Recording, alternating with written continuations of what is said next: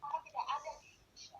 Kita sudah banyak melakukan pelatihan, mulai literatur keuangan, mulai training ini dan training itu. Berapa orang yang setelah pulang, akhirnya menjadi pekerja migran untuk yang kesekian kali.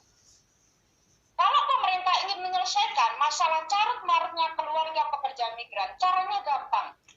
Sediakan lapangan kerja dengan upah layak di dalam negeri. Kami akan lebih memilih bekerja di dalam negeri kalau gajinya paling tidak terjamin 4 juta, 5 juta. Kalau harga kebutuhan menurun, kami juga akan pasti lebih memilih bekerja di dalam negeri. Kalau biaya pendidikan, kesehatan murah apalagi gratis, kami pasti akan pulang. Pemerintah Indonesia tidak perlu khawatir kapan kita akan pulang. Yang kita pertanyakan justru kapan pemerintah mewujudkan lapangan kerja layak di dalam negeri, mewujudkan pendidikan, kesehatan yang itu murah dan gratis, mewujudkan transportasi yang terjangkau, mewujudkan hajat hidup satu pangan papan seluruh masyarakat Indonesia. Tidak usah disuruh pulang, pasti kita akan pulang. Kalau kita sudah pulang dan berkumpul dengan kondisi seperti itulah, maka masalah keluarga itu pasti akan terminimalkan. Jadi apa hak dari BEP 2MI dan Konjen mempersoalkan hubungan keluarga melalui surat wali ini? Kalau mereka sendiri tidak mampu menyediakan apa yang menjadi kewajiban mereka sebagai pejabat negara, kalau Anda tidak bisa menjawab persoalan kemiskinan di dalam negeri lapangan kerja, minimum jangan berikan beban yang tidak diperlukan kepada pekerja migran yang sudah sangat terbebani dengan seabrek persoalan pekerjaan, majikan, beban ekonomi, beban kesehatan, pendidikan.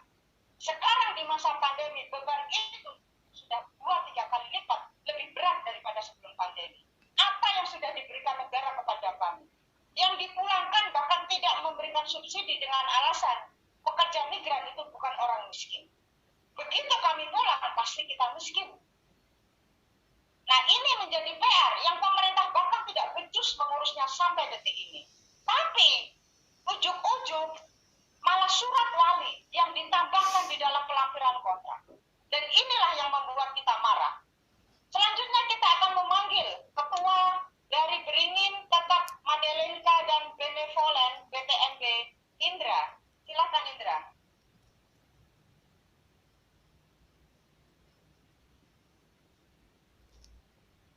Terima kasih atas waktunya Mbak Eni, terima kasih atas waktunya GBFI. Assalamualaikum warahmatullahi wabarakatuh.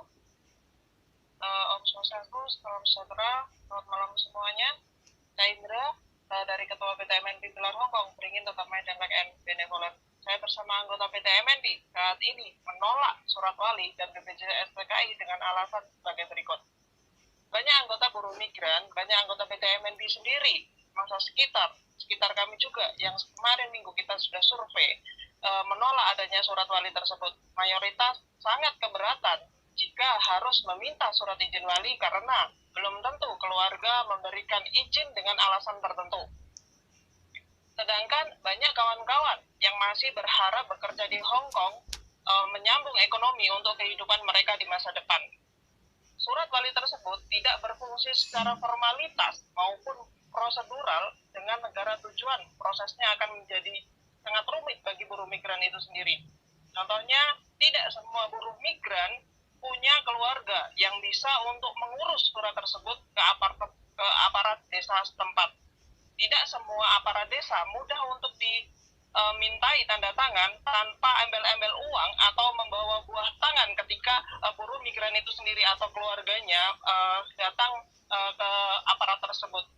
Ada juga dari teman-teman buruh migran yang menyampaikan kepada saya waktu kami survei kemarin, saya sendiri akan kesusahan mendapatkan izin dari suami dengan status hubungan saya sendiri saat ini sedang tidak baik.